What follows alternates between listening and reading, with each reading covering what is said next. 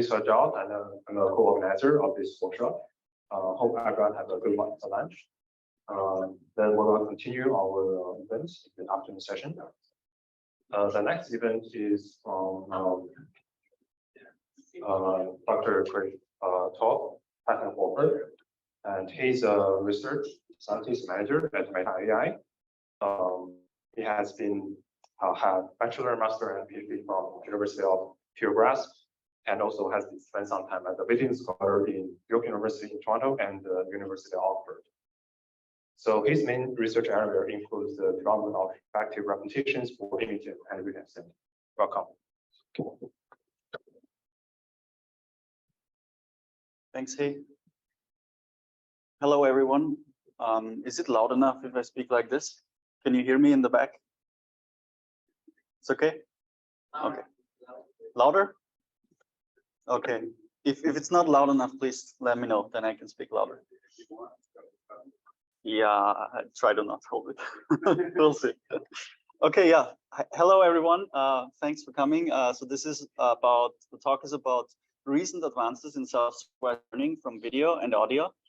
And I will talk about 4 different topics. The first one will be masked autoencoders for learning from video. The second one will be learning from masked features. The third one will be learning from audio and video information, also in this masked learning framework. And the fourth one will be a new hierarchical transformer that is simpler and faster than previous ones. So this is the outline of the talk. And the first part, I will talk about masked autoencoders as spatiotemporal learners. This is work that has been published at NeurIPS in December. And the code is also online at the website shown here.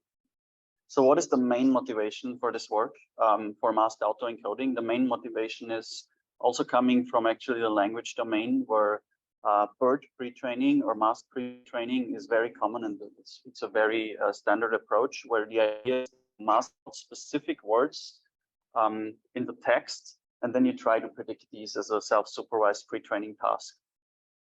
And masked autoencoders were like a visual version of that, where you block out specific regions at the input, as you can see here, and then your self-supervised training objective is to predict these missing regions with a model. Now, this is masked autoencoders. Now, the work I'm talking about is masked autoencoders for learning from video information.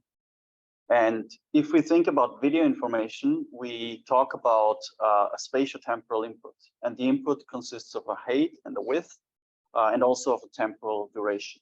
So HW and T stands for these dimensions. And the idea of this work is very simple. So we take the input, which is a short clip of 4 seconds of video, and then we send, we first randomly mask out a large fractions of patches of this input. So these are small cubes that you can think of.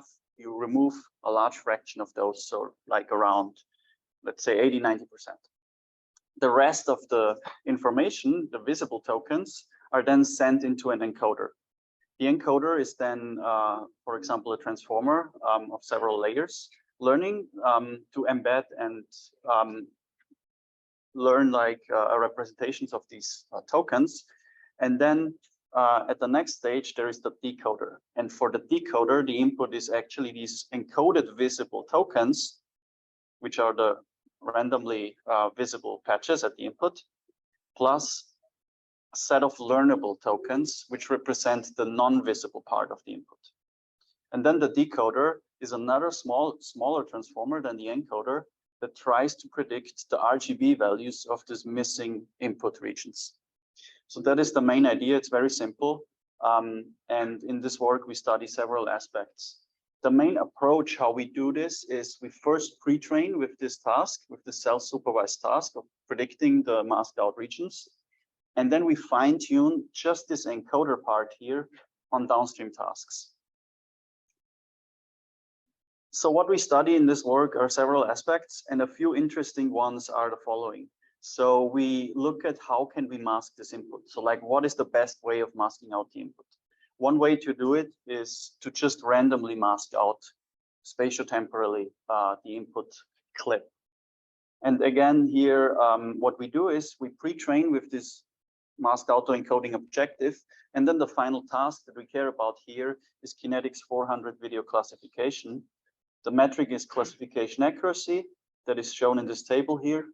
And the model that we train is a VIT, a vision transformer, large size. We pre-train for 800 epochs, and then we fine-tune for 100 epochs. The pre-training is basically this masked autoencoding task. The fine-tuning is just supervised fine-tuning. So what we see is in this ablation that agnostic masking, which is this one, which just randomly masks in space and time, works the best. And we can use a very high masking ratio. Here we use 90% masking ratio. So this pre-training is very efficient because the larger encoder only needs to work on 10% of the visible tokens. Then we also look at space-only masking, which means we mask out a consecutive spatial region over time. Then we also look at time-only masking, which can be seen as like seeing separate frames of the input and masking out other frames. So you can think of this also like a future or past prediction tasks from a few frames. And then another version we try is blockwise masking, which masks out larger consecutive chunks of the input. What we find is that this random masking works better than the other variants. Especially, we can use a very high masking ratio, which does not work well if we use these other variants. And high masking ratio means more efficient pre-training. So we did ablate this masking ratio for the agnostic masking scenario here. And what you can see is on the horizontal axis, the training epochs. So the longer you train, the higher the accuracy. Vertical axis is accuracy. And as you can see, actually a higher masking ratio is beneficial. So when you increase this masking ratio, which are these different lines here, you can get better downstream performance. And we think the main reason is because you have a higher masking ratio, this pre-training task is more challenging, which leads to more richer feature representations that are trained. So by default in the paper, we use 90%, but 95% also works quite well when you train long enough. And this is very efficient because you only need to process the 5% or the 10% of remaining tokens in your encoder. So we ablate also this speed up in this graph here. What you can see here is horizontal axis is the wall clock training time. So this is the full training duration plus fine tuning. And horizontal axis is this accuracy again. So what you see here in the blue curve is training from scratch. That means you just train supervised on this data set for 400 epochs, and you get to a final accuracy of around 73% testing. Now, if you use 71%. So if you use MAE, you get a very significant boost in accuracy. It goes to 84.4%. It's 13% more test accuracy. This is this green line here. And what you can see, you just not only get a very big boost in accuracy, you also have much faster training because the pre-training is very efficient because it's sparse, just using this 10% of the tokens in the encoder. You can pre-train for 800 epochs in shorter amount of time, and then you fine-tune for 100 epochs. This is the supervised part. And as you can see, the fine-tuning accuracy goes up much quicker than the train from scratch accuracy, showing the efficiency of this, efficacy of this pre-training. So this is the speed up. So now this is all when you train on the same data set without the labels, kinetics, and then you fine tune on the same data set again. So of course you can mix the pre-training data and the fine-tuned data. So this is what we look at next in this work. Here we look at the influence of this pre-training data. So again, the first is training from scratch, kinetics 400, 71%. Then you can pre-train supervised, of course, on this data set as well, without MAE. And then this is the same in that case, but you can also use that for downstream tasks. In this case, we use two other data sets. AVA is a spatiotemporal action detection data set, and something is another action classification data set. And these would be classification accuracies and mean average precision for AVA on these downstream tasks. Now, if you use this MAE pre-training, again, you get a large boost in accuracy, like shown before, 13% on kinetics, 10% MAP on AVA, and also a large gain here on something. This is if you pre-train on this kinetics data set, which has 240,000 videos in the training set. Now, we also tried larger versions of this kinetics data set, kinetics 600. You can see a slight increase in accuracy for around 1% on these transfer learning data sets. We also tried kinetics 700, which we show here. We don't show that for kinetics 400 because there is a train test overlap. And then finally, another thing we tried in this work was pre-training on uncurated data. So for this one, we use a set of 1 million Instagram videos that are just randomly taken from the web. And interestingly, we saw that this also works quite well for pre-training. And that is actually a quite promising signal that one can use just random web video to pre-train. It doesn't need to be curated like kinetics is, for example, with a balanced class distribution. And actually that even works better for the AVA case here. Okay, so this is the main overview of that work. And now I want to show some qualitative results. Actually, what is this pre-training learning? How can we look at that? So for this, here are original videos. These would be the full videos that the model actually is not seeing. Then this would be what the model is seeing after it's trained, or it's trained with this kind of information. So these are validation videos. The model has not seen it during training, by the way. So this is when you've masked out 98% of the input. Now, this is what the model actually predicts at the output, which we've just seen these few 2% of the patches at the input. And the same you can also do for a lower masking ratio of 95%.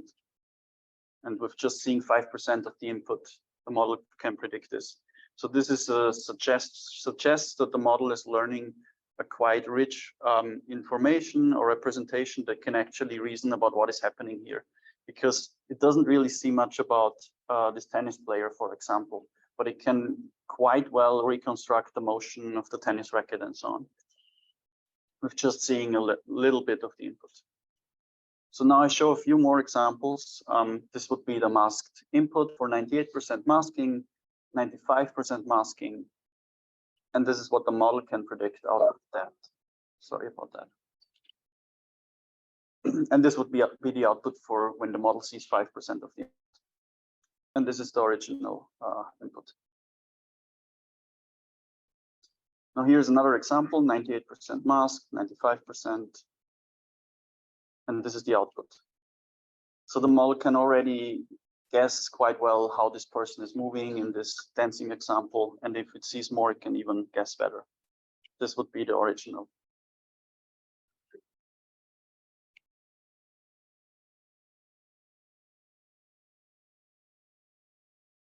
Here's one more example.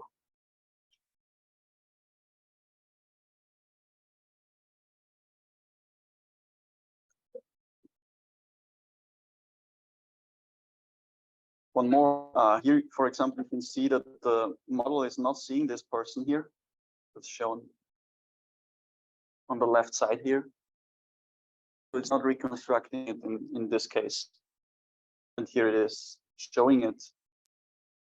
So if the model doesn't see something, obviously it cannot guess that something is happening there. And that is the last example.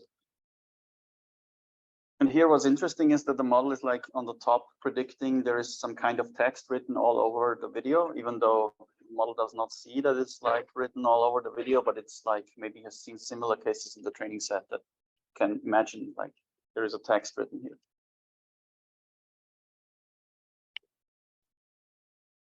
And as you can see here, it just predicts text all over on the horizontal, whereas the text is not fully covering everything. Okay, so this was masked autoencoders for learning from video. Next, I want to very briefly talk about a work that we did concurrently with MAE, where we actually predicted not just the pixels of the input, but actually some features from other models or some other feature representations. So the main idea for this work was that we, when we think about vision versus language, where this mask prediction idea actually is coming from, is that language is actually very sparse, it's very discrete, and it's semantically quite rich. So one word can have a lot of meaning. But in comparison to this, think about one pixel, it doesn't contain a lot of information. Pixels are continuous, high dimensional, and there is not so much information captured in single pixels, but in larger regions of images. There is. So the idea was that we can actually predict different quantities with this masked autoencoding framework. And what we tried in this work was 5 different types of features. What we found that works quite well was histogram of oriented gradients. This hawk feature, which is like a popular feature that you might know if you've been around in computer vision for many years before deep learning. So this hawk feature is like, it was used as a descriptor for recognition tasks and many other tasks, for example, for pedestrian detection. And what it does, it's just using a gradient filter like a Sobel or edge filter, and then it's histogramming the gradient orientation in local regions. And it's histogramming these based on the gradient strength or magnitude. And it looks like this for an image, for example, if you visualize it. So in this work that we did like concurrently with MAE, we found that this hawk actually works better than if, so first we tried predicting pixels. And for the baseline that I show here, this is an older baseline on ImageNet. We saw that like when we did this for pixel prediction, we got like a 0.7% accuracy increase on ImageNet. And the pipeline is similar like before, you pre-train and then you fine tune. And what we saw is if we use this hawk feature, we get actually a bigger gain. So the hawk feature was giving us like a 1.8% gain over the baseline. And we were thinking, why does it work better than pixels? We were not so sure. We tried to look into some samples where, for example, the pixel prediction makes a large error on the validation set. One example is this one, where the left part here is masked out input. What the model predicts is this one here.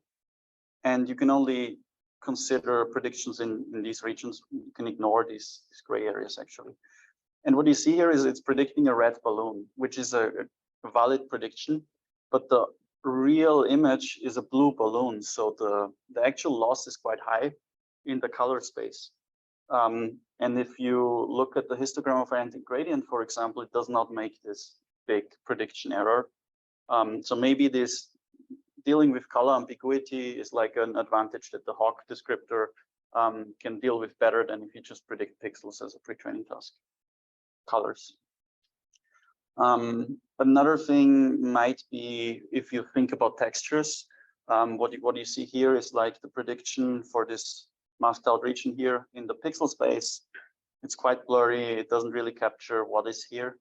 But the hawk prediction for the same input looks like this. So it's like capturing this texture details about this object or this, yeah. So we did some ablations and figured that what is important in this hawk descriptor, if you remove it, when do you lose most performance? And I think the main significant bit of this ablation is that contrast normalization is the most important one. So if you change the orientation bins of this hawk descriptor, it doesn't change much of performance. If you change the spatial size of these cells, it doesn't make much difference. The main difference is really contrast normalization. If you remove that, you drop more than 1% accuracy. And interestingly, there is also a contrast normalization in the MAE approach, which is quite similar to this. So this work was done concurrently with MAE. MAE also has a contrast normalization that is quite important. It's like a 1-2% gain in performance. So this is about the histogram of oriented gradients. Then we also tried a few other kinds of representations to predict with masked autoencoding in this work. One is predicting visual tokens from a discrete VAE autoencoder that is trained off the shelf before that. That seemed to work a little bit worse, but we didn't tune for that. There are other works that did that as well, like VEIT. And then we also tried deep features. So that's like the advanced version of this Hawk descriptor. If you think, for example, we tried dyno features and MoCo features, so momentum contrast. So these are self-supervised learned representations. And these actually work even better than this histogram oriented gradient features. And that was quite interesting. And I think there were quite a few works following up this trend of predicting features, for example, from CLIP based models with masked autoencoders. Okay, and one more thing that we tried was using supervised networks instead of these unsupervised trained networks from Dyno or MoCo. And this, interestingly, does not work well. So there is kind of a performance drop again if you try to predict supervised features from a ResNet or VIT base trained on ImageNet. So this is about predicting features instead of raw pixel values for masked autoencoding. And next, so this is the second part of the talk. Next, I want to talk about actually predicting a completely other modality with masked autoencoding, which is predicting audio. So this work was also done and presented at NeurIPS in December. It's about basically learning audio representations in a very similar way with masked autoencoders. So how does it work? It's actually very simple. So the input is a spectrogram. The input is a waveform, just a raw audio waveform that is first converted into a spectrogram representation. Spectrogram is just a short-term Fourier transform that is basically having two axes. One is the frequency, one is the time dimension. And this spectrogram is then fed into a visual VIT kind of transformer. So basically, it's very similar to the image case. But before we feed it into this VIT encoder, we actually mask out, similar as for image MAE, specific random regions on the input.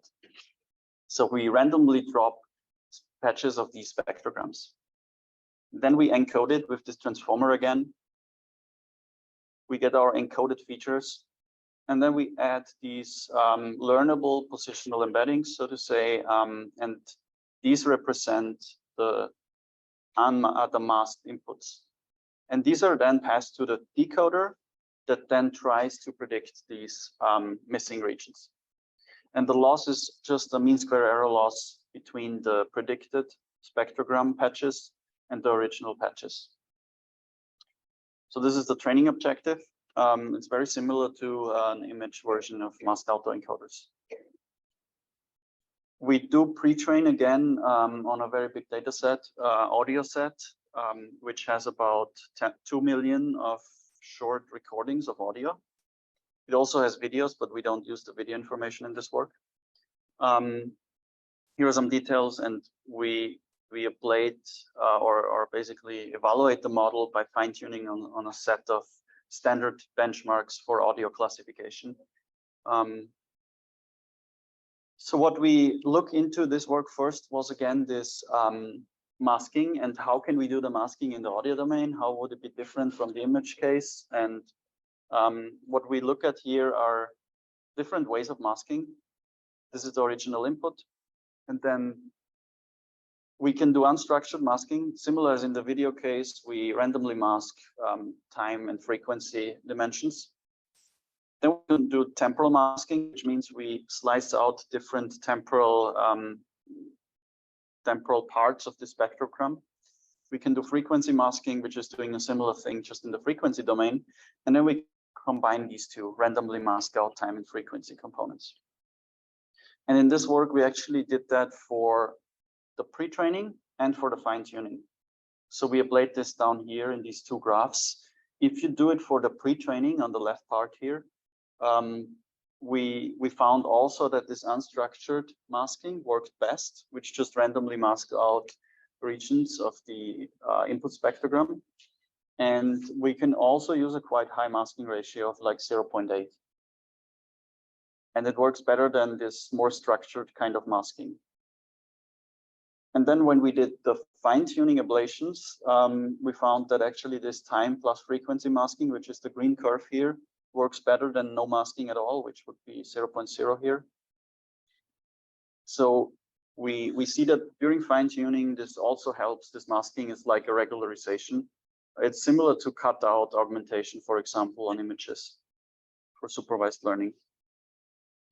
And it also helps to accelerate the fine tuning, because when you drop these patches at the input, you don't need to encode them. So it also accelerates in terms of the training speed.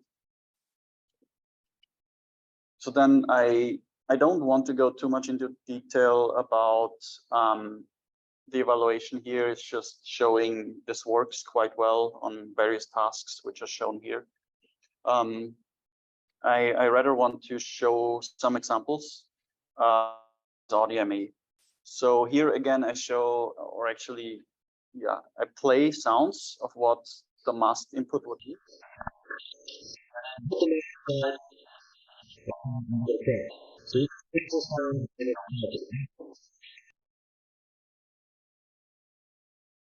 Or maybe not in Zoom, maybe here, right? Yeah, you have to choose the audio output.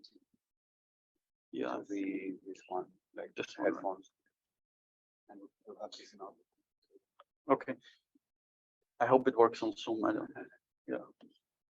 Yeah.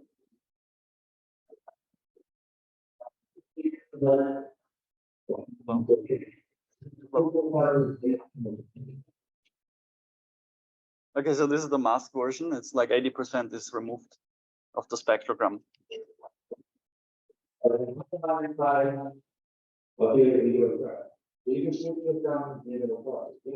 Sorry, that was maybe a bit too loud. So this is what the model can produce. There's someone talking. This is the original. And then put the nut inside up here and do it correct. So you can switch it down and it'll correct it, doesn't it? So the model can already like reconstruct something that's reasonable, I think. Maybe another example.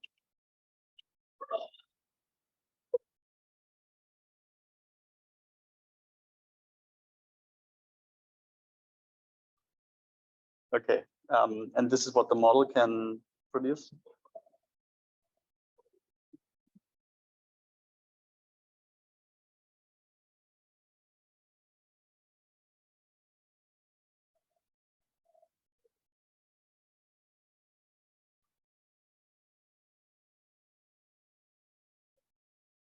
That was the original sound. One more example.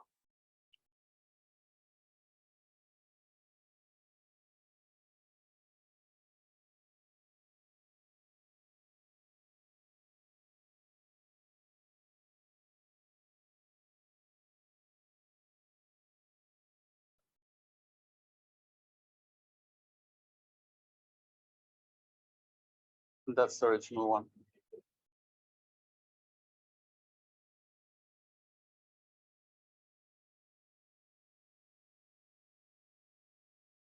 Okay, maybe this one, last one.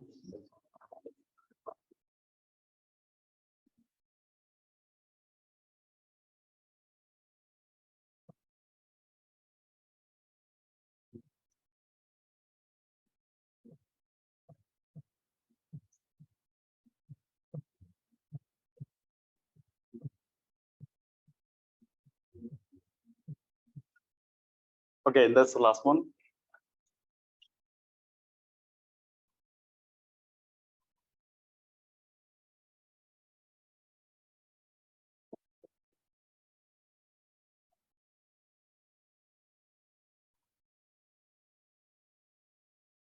And you can see here in the spectrogram, it can produce a very interesting structure already, because maybe it has seen similar samples in the training set. And that's the original.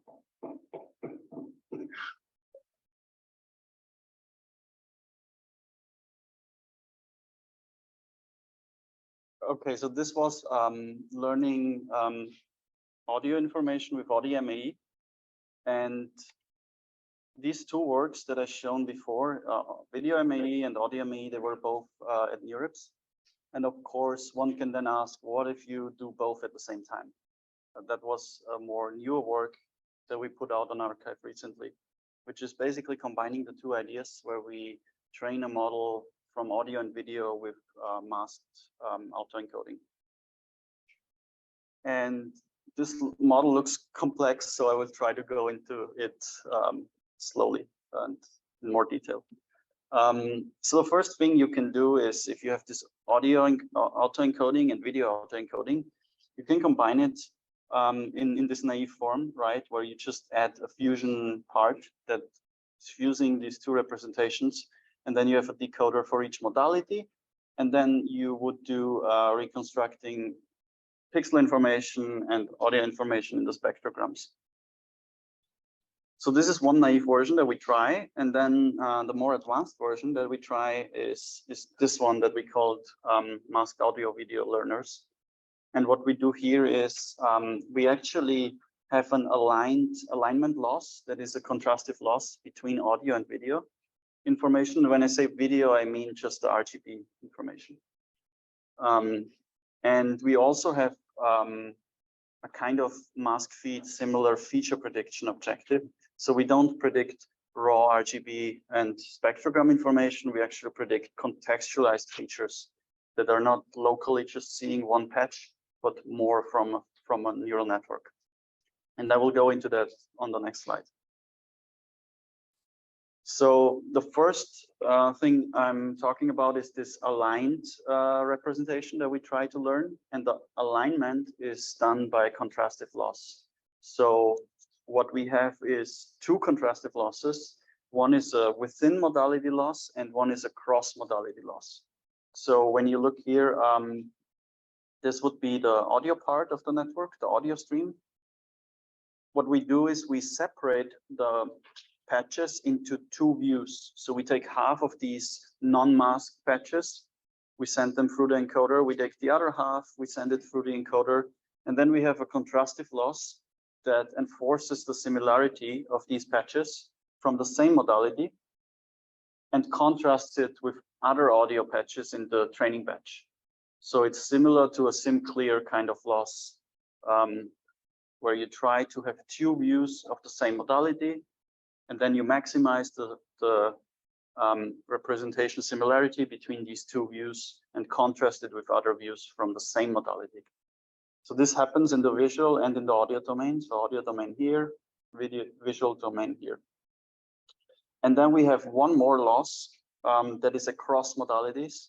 And this loss tries to pull together the representations from the same input sample. So for example, it takes the visual features and the audio features from the same input. It maximizes similarity of these, of the patches here, of these encoded patches.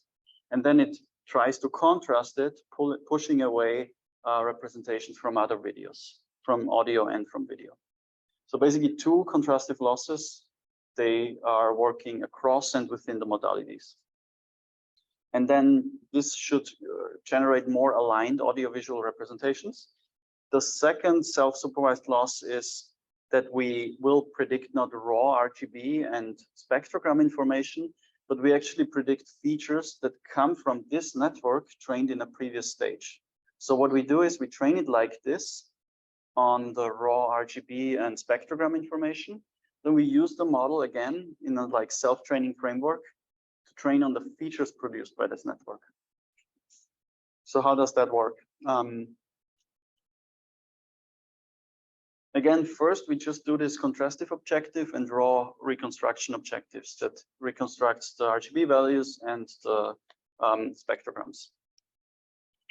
And then we have a second stage where we regress actually the features produced by that network. So we use the same network, we freeze it, which is shown here. We don't backpropagate into that part.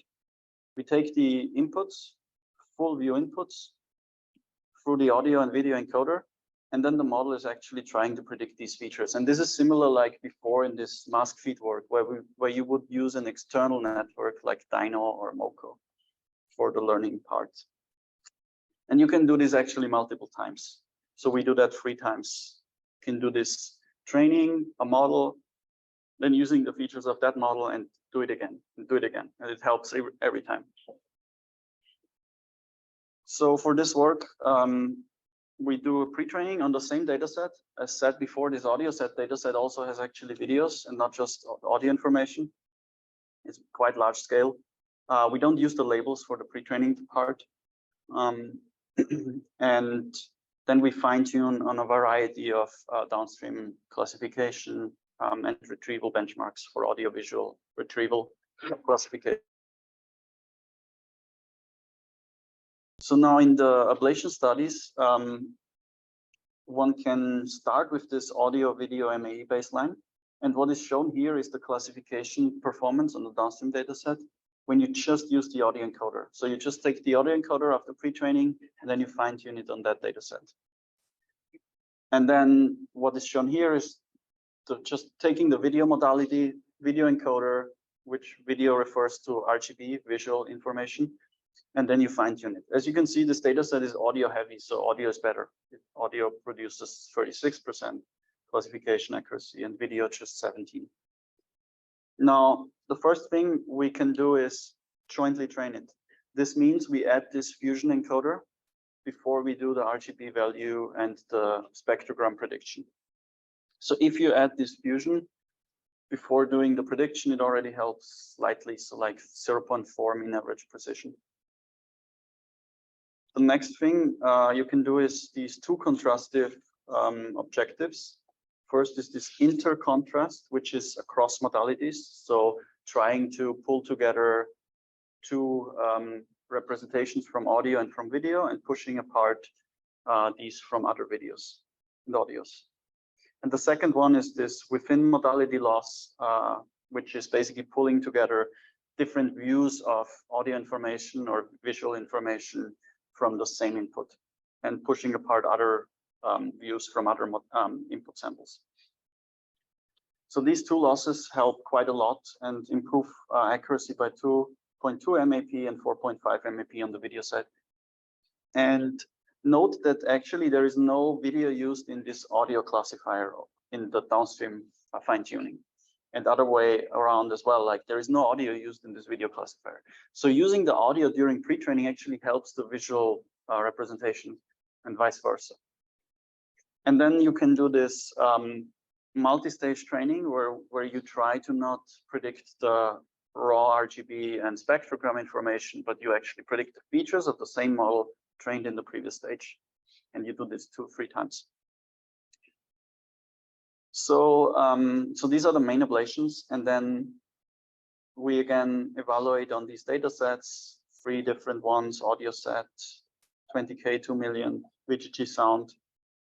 And there's a lot of numbers here, but mainly the main message is that the whole framework helps both for audio only classification, for video only classification, and if you combine the two, so you take the both encoders and you fine tune them on audio and video, it also works quite well compared to previous work. In the paper, we also show qualitative results for how it would look like, what the model produces. It's very similar to the audio and video only results that I showed before, just that the model can do it in both modalities at the same time. So this is the work that jointly trains audiovisual representations with masked autoencoding and contrastive losses. Now I go to the last part of the talk, which is a new transformer that is actually going to be presented next month at ICML as an oral. And the main idea here is that this is a very fast model that's especially good for video classification and video tasks, and it's very simple. And it also uses this masked autoencoding pre-training. So the main idea here is really, it's a very simple hierarchical transformer that is created actually by removing a bunch of bells and whistles from an existing hierarchical transformer that we also published 1 year ago. And this only works, removing these bells and whistles only because we pre-trained with ME now. So the model looks like this. So we have the input. Again, we mask out a large fraction, like 70–80%. And then the encoder actually now has multiple stages. So it's not just a vision transformer that has the same spatial resolution and the same number of channels in each transformer block. It actually starts with a high spatial resolution, 56 times 56, similar as in ConfNets, and then a lower channel dimension. And then in the next stage, it doubles the channel dimension here and decreases the resolution by 2x to 28 times 28 pixels, and then to 14 by 14 pixels. And this is then similar to a VIT kind of resolution, vision transformer. And then the last resolution would be 7 by 7. And then we have a decoder, and it's trained very similarly. And then we predict the raw input that is actually masked out here. So this is the way it's pre-trained. And one thing that we found is that's important, or quite important, is to use actually a multi-scale decoder here, because you have multi-scale features at the encoder level, so the decoder can be multi-scale as well. So here you can see the effect on image and video classification when you use a multi-scale decoder, especially for image classification. The gain is not too large; it's like 0.6 on ImageNet classification percent. But for video, the gain is larger. So we see like nearly 2% gain for using multi-scale decoder during pre-training. And this multi-scale decoder basically taking the features of each of the stages here, downsampling them to the common resolution of 14 by 14, and then sending it to this decoder. The downsampling is with one convolutional layer. So how can we make this model work? Actually, we need a few tricks. We want to remove a lot of tricks from these existing hierarchical transformers, and the way we can do that is as follows. So first of all, MAE is not compatible with multi-scale models because MAE masks out complete tokens. So like a token corresponds to 16 by 16 pixels in a VIT. But for these multi-scale models, one token is actually corresponding just to a smaller extent, just 4 by 4 pixels. So if we mask out just 4 by 4 pixels, it would be too easy of a task, because then you just mask out small regions of the input. So what we do is we mask out larger mask units. We mask out 32 by 32 pixels. So we have two different terminology. We have a mask unit and we have the tokens, and they're not the same size. So the first layer produces tokens that corresponds to 4 by 4 pixels, but the mask regions are larger. So as you can see here. The second thing is, if you would apply MAE and know that like MAE is actually deleting parts of the input, and these multi-scale models, they're actually using convolutions.